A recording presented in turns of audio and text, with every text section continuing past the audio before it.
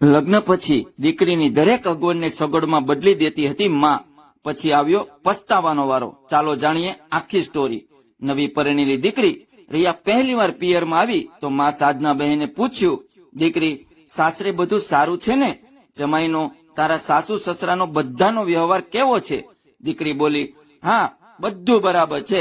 સાધના બહેન ફરી બોલ્યા, કોઈ પ્રશ્ન હોય તો મને કહી શકે છે.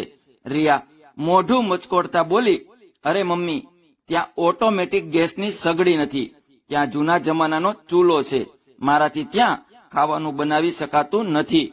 સાસુએ કહ્યું હતું, તે બોલ્યા પણ હતા કે ઝડપી જ મંગાવી દેશે, પણ ત્યાં સુધી પરેશાની ઉઠાવી પડશે. સાધના બહેન તે વખતે ચૂપ રહ્યા, પણ સાંજે દીકરી સાસરે પાછી જવા લાગી ત્યારે ગેસની છગડી રિયાના હાથમાં આપતા સાધના બહેન બોલ્યા, મારી દીકરી નાની એવી વસ્તુ માટે પરેશાન શું કામ થાય? આટલું કહી દીકરીને ગળે લગાવી દીધી.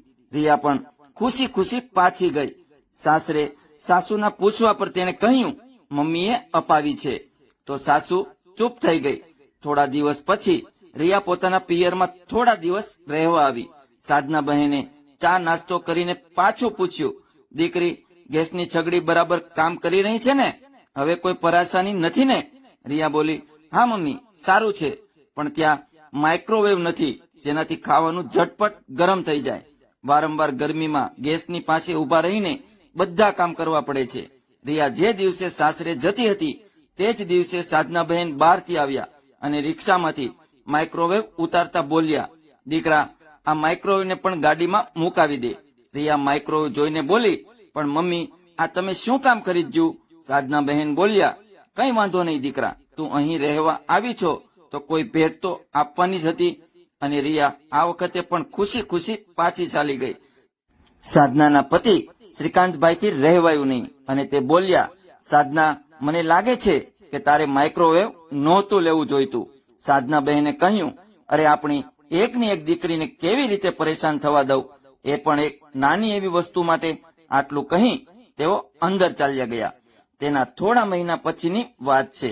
સાધના બહેન દીકરી સાથે ફોન પર વાત કરી રહ્યા હતા. સાધના બહેને દીકરીને ફોન ઉપર કહ્યું, દીકરા, દિવાળી આવી રહી છે, બધા માટે ભેટ તો અમે ખરીદી લીધી છે, તને કંઈ જોઈએ તો જણાવ. અરે મમ્મી, અહીં ફ્રીજ નાનું છે અને જૂનું પણ થઈ ગયું છે. તો રિયાએ પોતાની વાત અધૂરી મૂકી દીધી. ચાલ દીકરા, મળીએ દિવાળી ઉપર. સાધના બહેને દીકરીને આમ કહીને ફોન કાપી દીધો. દિવાળીની ભેટ સાથે એક ડબલ ડોર ફ્રીજ લઈને સાધના બહેન અને શ્રીકાંતભાઈ દીકરીના ઘરે પહોંચ્યા હતા. આવી રીતે જ સમય પસાર થતો રહ્યો અને રિયા પોતાના ઘરેથી કંઈક ને કંઈક વસ્તુના રોદણા રોતી રહી અને સાધના બહેન તરત એ વસ્તુની વ્યવસ્થા કરાવી દેતા. શ્રીકાંતભાઈ પત્નીને ઘણું સમજાવતા, પણ એ દીકરીની બાબતમાં તેમની એક વાત સાંભળતા નહીં. આજે રિયાના લગ્નની બીજી વર્ષગાંઠ છે.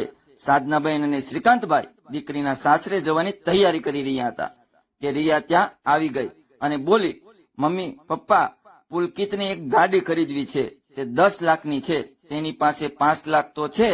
શું 5 લાખ તમે આપી શકો? અમે ઝડપથી જ તમને પૈસા પાછા આપી દઈશું. શ્રીકાંતભાઈ બોલ્યા, પણ દીકરી, ગાડી તો અમે આપી હતી તારા લગ્ન સમયે, પછી હવે બીજી કેમ? રિયા એકદમ જ બોલી પડી, પપ્પા, એ તો સસ્તી છે, પુલકિતને લેટેસ્ટ મોડલ જોઈએ છે. સાધના બહેન બોલ્યા, પરંતુ દીકરા, આટલી મોટી રકમની વ્યવસ્થા કરવી તો મુશ્કેલ છે. 40-50 હજારની વાત હોત તો અલગ વાત હતી.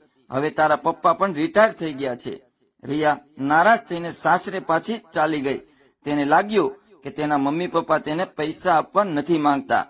પપ્પાને રિટાયરમેન્ટના પૈસા તો મળ્યા હતા, પણ તે એ વાત નહોતી જાણતી કે રિટાયરમેન્ટના પૈસા તેના લગ્નમાં લીધેલા દેવા ભરવામાં વપરાઈ ગયા છે. 2 દિવસ પછી દીકરીને દરવાજે જોઈને સાધનાબહેન ચોંકી ઉઠ્યા. રિયા, દીકરા, તું પાછી કેમ આવી ગઈ? બધું બરાબર તો છે ને? રિયાએ રોતા રોતા બધી વાત જણાવી. અરે મમ્મી, પુલકિત નારાજ છે, કહે છે કે ગાડીમાં તું પણ તો ફરીશ. અડધા પૈસાનો જુગાડ મેં કરી લીધો છે, અડધા તું ના લાવી શકે પોતાના મા બાપ પાસેથી. આમ તો જ્યારે હોય ત્યારે તારા સગવડની બધી વસ્તુ આપે છે. આજે મેં કઈ માંગ્યું તો નખરા બતાવે છે. પોતાના ઘરે જા અને પૈસા લઈને આવજે. સાધનાબહેને થોડા ગુસ્સામાં બોલ્યા, દીકરી જમાઈએ આ ઘણું ખોટું કર્યું. 10-20 હજારની વસ્તુ અને 5 લાખ રૂપિયા જમીન આસમાનનું અંતર છે. રિયા બોલી, પણ મમ્મી એ પછી પાછા આપી દેશે ને? તમે પ્લીઝ હમણાં પૈસા આપી દો. શ્રીકાંતભાઈ ત્યાં આવીને બોલ્યા, દીકરા પૈસા છે જ ક્યાં? બધા તો તારા લગ્નના દેવા ભરવામાં ખર્ચ થઈ ગયા. અમે પોતે અમારું ગુજરાન પેન્શન ઉપર કરી રહ્યા છીએ. હું હમણાં જ જમાઈ સાથે વાત કરું છું આ બાબત માટે. અને જમાઈને ફોન લગાવ્યો પણ તેણે ફોન ઉચક્યો નહીં. કેટલાય પ્રયત્ન કરવા છતાં પણ ફોન ના ઉચક્યો. રિયા રોતી રોતી બોલી, પપ્પા તે નારાજ છે. જો પૈસા ના મળ્યા તો તે મને ઘરમાં નહીં પેસવા દે. સાધનાબેન અને શ્રીકાંતભાઈએ દીકરીને આશ્વાસન આપ્યું અને સાંજે દીકરીને લઈને તેના સાસરે પહોંચી ગયા તો ત્યાં તાળું હતું. રિયાની સાસુ તો બીજા દીકરા પાસે ગામ ગઈ હતી અને પુલકિત ઓફિસના કામ માટે બીજા શહેર ગયો હતો. પિયર પાછા આવીને રિયા પોતાના રૂમમાં જઈને રોવા લાગી, કારણ કે પુલકિતને તેને શહેરની બહાર જવા વિશે નહોતું જણાવ્યું અને હવે ફોન પણ નહોતો ઉપાડતો. ઘણા દિવસો પસાર થઈ ગયા પણ પુલકિતે તેને ફોન ના કર્યો. રિયાને એવું લાગતું હતું કે તે એકલી જ છે, તેનું કોઈ નથી, કારણ કે પતિએ પૈસા માટે તેની સુધ ના લીધી અને તેને લાગતું હતું કે મા બાપ પૈસા આપવા નથી માંગતા. સાધના, આ બધું જ તારું કર્યું કર્મ છે. મેં તને પહેલા જ કહ્યું હતું કે આમ વારંવાર દીકરીની મદદ કરવી યોગ્ય નથી. તારા વારંવાર દીકરીને જરૂરી સામાન આપવાથી દીકરી અને જમાઈ બંનેને લાગવા લાગ્યું કે આપણે કંઈ પણ કરીને તેમને પૈસા આપશું જ. આજે જે તારી દીકરી ઘરે બેઠી છે તેમાં ભૂલ તારી છે. શ્રીકાંતભાઈ પત્નીને ગુસ્સામાં બોલ્યા, શું થઈ જાત જો એ સામાન્ય સગડી વાપરત તો? નાનું ફ્રીજ વાપરત, બીજી વસ્તુ ના વાપરતે તો? સાધનાબેન દુઃખી થઈને બોલ્યા, સાચું કહ્યું તમે. મને લાગી રહ્યું હતું કે પોતાની એકમાત્ર દીકરીની મદદ કરી રહી છું, પણ હું નહોતી જાણતી કે હું તો તેને અપંગ બનાવી રહી છું. ઘણી મોટી ભૂલ થઈ ગઈ મારાથી, પણ હવે આને કહેવું સુધારીશું. શ્રીકાંતભાઈ બોલ્યા, જઈએ કાલે વેવાણ પાસે. મને વિશ્વાસ છે કે તેઓ પુલકિતને ચોક્કસ સમજાવશે. બીજા જ દિવસે સવારે તેઓ રિયાને લઈને પુલકિતના ભાઈને ઘરે ગયા. ત્યાં રિયાની સાસુ સાથે વાત થઈ. તેમને નહોતી ખબર કે રિયાને પુલકિતે પિયરમાં મોકલી દીધી છે, પરંતુ તેમણે પણ સાધનાબહેન અને શ્રીકાંતભાઈને કહ્યું કે આજે જે થઈ રહ્યું છે તેમાં ક્યાંક ને ક્યાંક તમે બંને પણ જવાબદાર છે. દીકરીના લગ્ન કર્યા છે તો તેને થોડો જાતે પણ સંઘર્ષ કરવા દો. જરૂરી નથી જે પિયરમાં હોય એ સાસરે પણ હોય. પછી તેમણે તરત પુલકિતને ફોન કરીને ત્યાં આવવા કહ્યું. સાંજ સુધી પુલકિત આવ્યો અને માના ખીજવાથી તેને પોતાની ભૂલનો અહેસાસ થયો અને તે રિયાને સાથે લઈ ગયો. સાધનાબહેન અને શ્રીકાંતભાઈ પોતાની વેવાણનો આભાર માનતા થાકી નહોતા રહ્યા. તેમની સમજદારીએ તેમની દીકરીનું ઘર ફરી વસાવી દીધું. દોસ્તો, આવું ઘણીવાર થાય છે.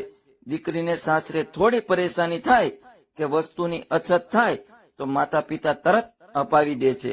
પછી તેની જરૂરિયાત તેની ટેવમાં પરિણમે છે અને દીકરી અને જમાઈ વણ જોઈતી માંગણીઓ કરવા લાગે છે, જેને પૂરી ના કરવા પર દીકરીને પરેશાની ભોગવવી પડે છે અથવા તો સંબંધમાં ખટાશ આવી જાય છે. દીકરીને ભેટ આપવી ખોટું નથી, પણ દરેક વખતે તેની નાની નાની જરૂરિયાત પૂરી કરવી બાળકોને અપંગ બનાવી દે છે અને તેમને સહારાની આદત પડી જાય છે. તમે દીકરીના લગ્ન કર્યા છે, હવે તેના સુખ દુઃખમાં સાથ આપો.